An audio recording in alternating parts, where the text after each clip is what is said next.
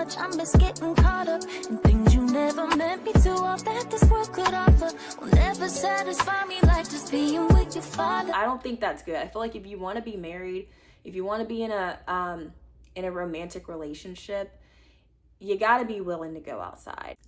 Hello guys, welcome back to Single and Whole, episode 4. I'm so glad you're here. If you're new here, I make videos from a faith perspective, just encouraging single women to walk in the calling that God has for them in this season of life, in this season of singleness. And if you have seen my face before, if you're returning, welcome back. It means so much to me. As many of you know, I am really trying to grow this channel. I just feel like I have just a calling and a mission to keep going in this space here. And if you want to just stand with me, well, definitely pray for this channel. I would appreciate your prayers to grow this channel so much. But also, please share this video. Share it, send it like as a text message to someone. But yeah, I really would like to get this channel out there to more people and grow and expand it. And thank you so much for those of you who have subscribed. My subscriber count has went up some. So yeah, welcome to this community. I feel just so blessed and honored that you want to join this space with me. But yeah, if you're new here and you have not subscribed, please subscribe so I can grow this channel. And if you've been watching me for a while, I also ask if you feel so led to subscribe as well so we can grow our space here on YouTube. That said, on to the video for today. So today we're going to be talking about being single for the summer. And your girl has a lot of tips and advice to really thrive in this new season that we're stepping into. So yeah, let's get into it. So my first tip is to book the trips if you can. I feel like summer is just an amazing time to travel, to see new places, to explore new things. Yeah, I personally love traveling. I love going new places. And I feel like summer is like a beautiful time to do that.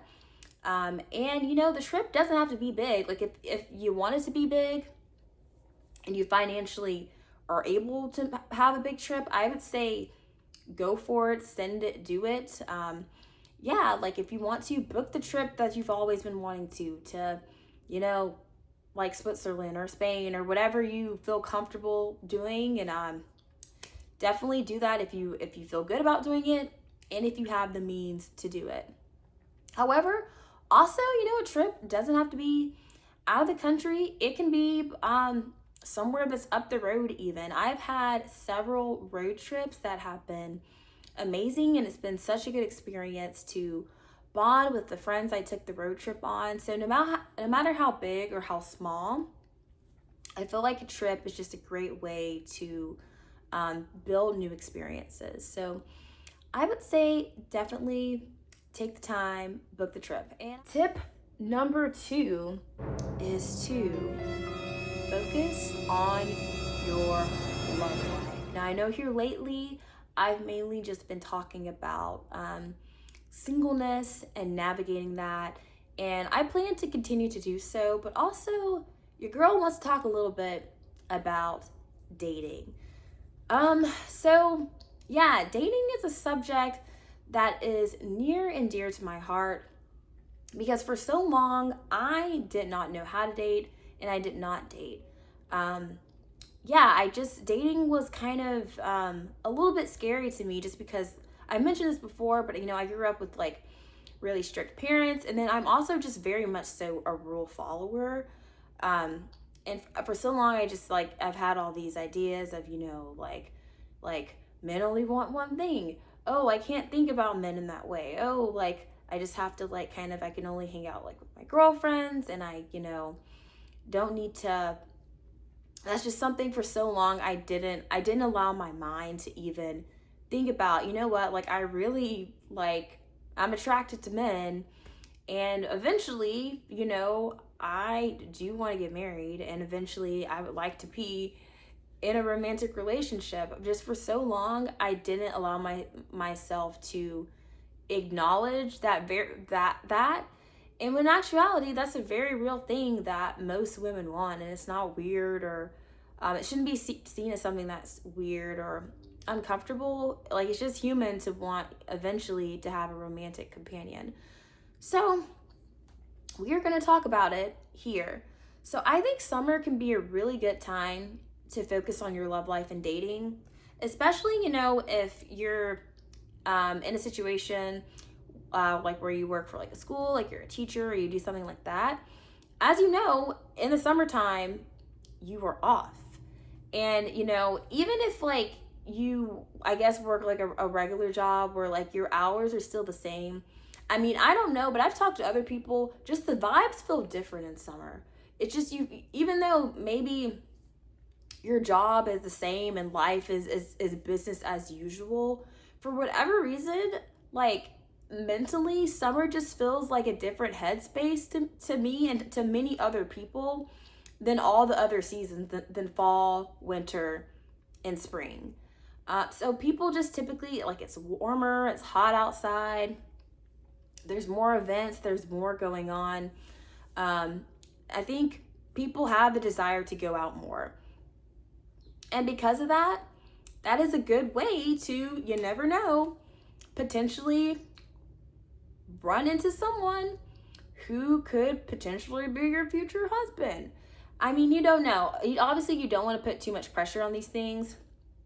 However, I'm not going to tell you to stay in the house. I don't think that's good. I feel like if you want to be married, if you want to be in a romantic relationship, you got to be willing to go outside. So I would say one way to focus on your love life is go to events and talk to people, put on a cute outfit, do your makeup, maybe go to events by yourself, within reason, like within safety, of course. Like, I'm not telling you to go somewhere that is not going to be a safe place to go by yourself.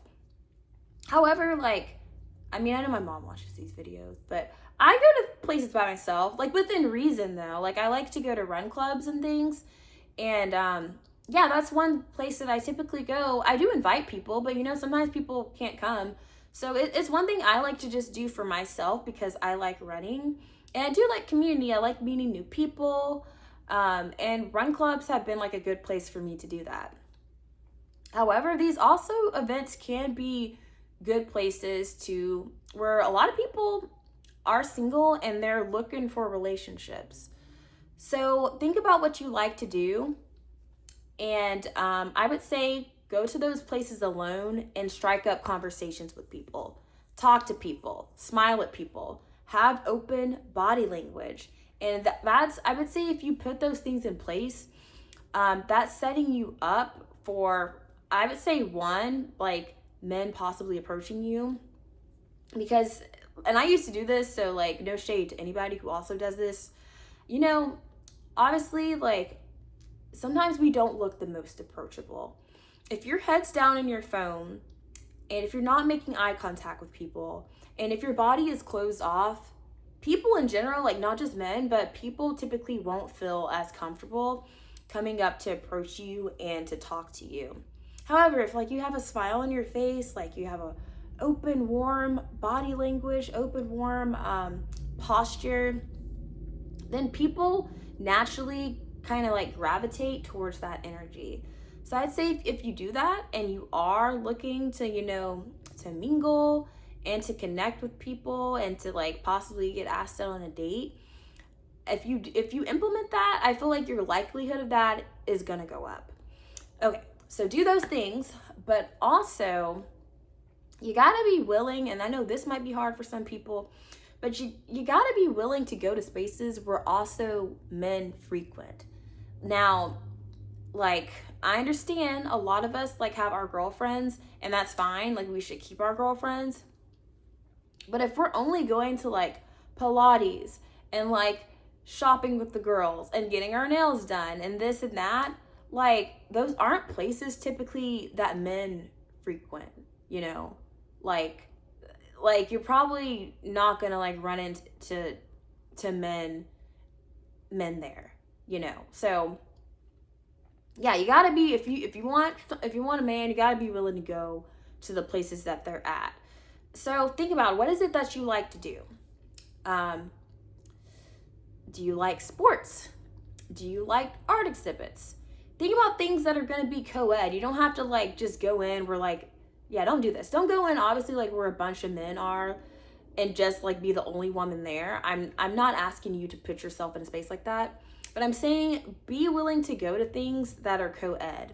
So think about what you like to do that's like that potentially is going to have both men and women, and that's potentially going to have both men and women who are around your age and single, and go to those events. And like I said before, summer is an excellent time to do that because there's so much going on. Like there's music festivals, there's art exhibits, there's all different types of things. There's concerts, there's rodeos, there's all different typically types of things happening in the summer. So look up cities near you or whatever city you're in, see what they're doing this summer, pick you out a few things and go to those things. So I read a book actually called, I think, what is that book called? Oh man, How to Not Die Alone.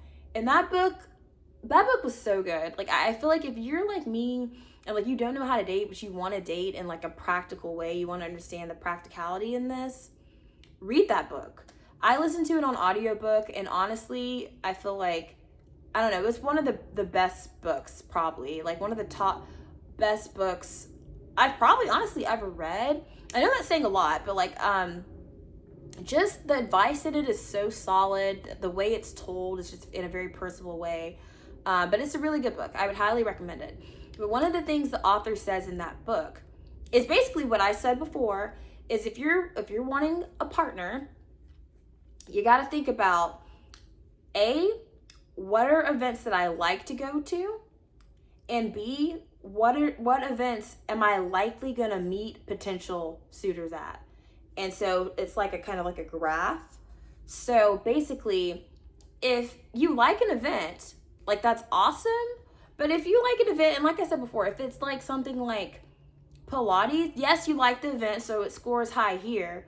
But can it really score high up here? Because is it likely that you're going to meet potential suitors there? No, because typically it's mainly girls that frequent Pilates. So think about an event that is something you like to do. Like I said, maybe you like art, and it's an event that you're probably going to meet potential suitors at. So let's say it's an event that you look at it and you see the people who are coming, and it's men and women, and a lot of them are in their 20s and 30s. Okay, a lot of people in their 20s and 30s are single, and in that age, they are looking for partners, right? So now you have found an event that is something you enjoy doing, but also it's likelier that you're gonna connect with people of the opposite gender and potentially get asked out on a date.